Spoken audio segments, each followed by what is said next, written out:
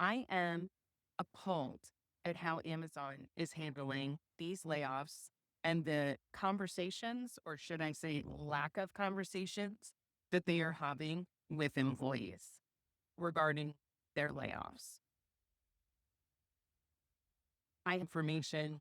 I'm going to share it first. Thank you for those who are here. Shannon from Only Shannon Knows. If you're new to my channel, please like and subscribe. If this content interests you, I am a widow raising two young children. So I talk about single motherhood, but also I am an executive and former chief operating officer and director of finance. And so I talk about the difficult things. Number one, being an executive and also taking care of two young children, but then on top of it, being the sole income bearer and having to provide for a family when all these layoffs are happening. And we're only in February. So let's delve right into this. I have some shocking information with regards to how Amazon is handling the conversations regarding the people who are laid off. And I'm appalled at the lack of empathy, the lack of compassion, the lack of professionalism. The entire thing is appalling. I talked about it before.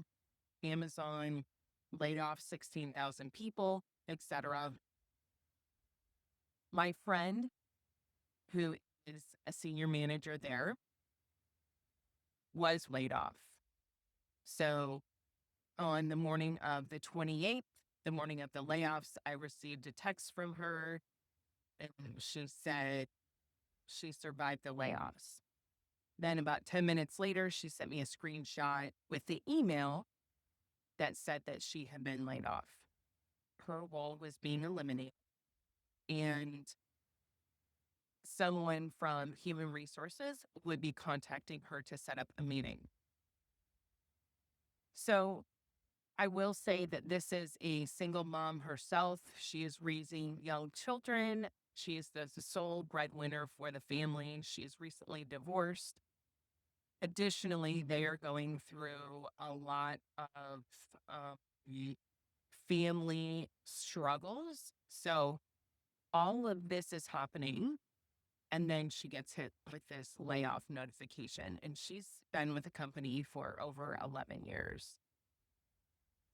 So I asked her when she was going to meet with her manager in Human Resources. And her response was, they haven't set a meeting yet. And, I'm thinking, oh, it's midday by now. When are they? I said, are you supposed to set it up? Are they? Her response was, and said they were. Well, the day came and went. Nobody set up a meeting with her. So, first of all, and that's not the shocking part. There's more to this story. So stay tuned. First of all, she woke up to an email that she was being laid off. Not telling her why, not telling her any details, just somebody from Human Resources would set up a meeting with her. So first of all, she woke up to that. And crickets. Nobody sets up a meeting. I mean, not even her manager, right? Nobody sets up a meeting with her. Then, after that, she decided to go ahead and set up the meeting herself. Because guess what? They never set up a meeting with her. After the day came and went, and it was crickets, as I mentioned, she took it upon herself to go ahead and set up the meeting with Human Resources and her manager. She had the meeting. Her manager was there on camera. Human Resources was on the call. They were not on camera because they were driving. So, number one, you don't even set up a meeting to begin with, even though the email, so you're telling somebody who had worked for a company and dedicated her life to the company for 11 years, So you're telling her via email, number one, that she's being laid off, which I understand you're doing 16,000 layoffs. That makes sense. But each business pillar within each organization in any company has their own human resource lead. They have multiple human resource partners that are available to you. So you're not going to have one person calling you 16,000 people to talk about the layoffs. That's not going to happen. So she doesn't receive anything from human resources. She doesn't receive anything from her manager. I mean, at least if anything, her manager could have set up a meeting. Maybe for legality reasons, she can't or she couldn't. Who knows? Then, instead of rescheduling the meeting when HR could have a proper, professional, compassionate, empathetic conversation about somebody who just got laid off after being with the company for 11 years, instead of rescheduling that meeting, they decide to have the meeting and not be on camera and drive because they're driving. It blows my mind. Do you realize that this person, this email and this decision changes the trajectory of somebody's entire career, of her life? And you're deciding, oh, I'll just take the meeting while I'm driving and not go on camera. Going on camera says multiple things. You have facial expressions. You can see, the other thing is she's driving, so she can't see my friend who is on the call. She can't see her facial expressions. She can't see how she's responding. So when you are talking to somebody and giving them being empathetic, you're going to look at their cues. You're going to look at their face. You're going to, are they crying? Or, are they angry? What are their expressions? And then you respond appropriately. That's called and I would think that this situation would require, or at least you would want to give a little bit of empathy for somebody who has been laid off.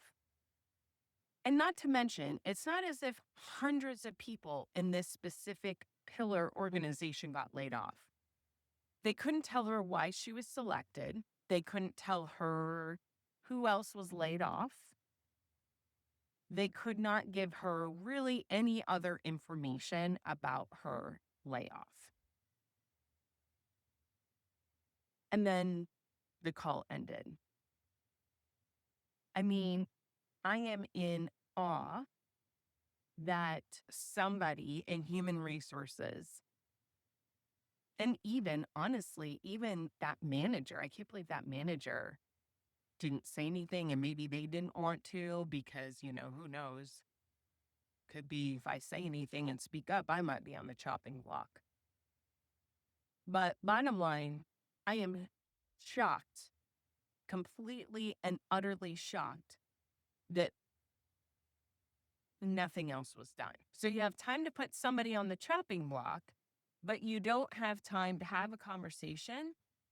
What if you start the conversation and go on camera and say, I understand this is a difficult situation. I do have an appointment I have to go to. It's really urgent. I'll be happy to reschedule this call so I can be on camera. I want to empathize with you. I want to have this face to face, but if you want to continue the conversation, I'm going to turn my camera off so that I can drive. Take 5 seconds to do that. And they didn't even do that. What is this world coming to? Are we human beings? Or are we just pieces of trash that you're going to throw out? Now, granted, I know other people that work at Amazon. I would think that this is not the common thing that Amazon does. I would hope not, but I don't know. What world are we coming to? This is ridiculous. And this is a call to action for people who are going through this. I don't know. Tell me your layoff stories below. This can't be the only one. I'm just curious, how is this handled? I know as an executive, I would never, ever, ever have done that. I've let people go. I would never do that. Nope. I'm a human being. I have a heart. I have compassion for people and I have empathy for people. Anyway, comment below. Let me know what your thoughts are on this. I'm going to have another video coming out as well, talking about what to do to keep yourself off the layoff list. There are some tips and tricks I have that could keep you off the layoff list. So stay tuned, subscribe. That will be dropping as well. Everybody, please just word of today, empathy and compassion. 2 words. Thanks for tuning in.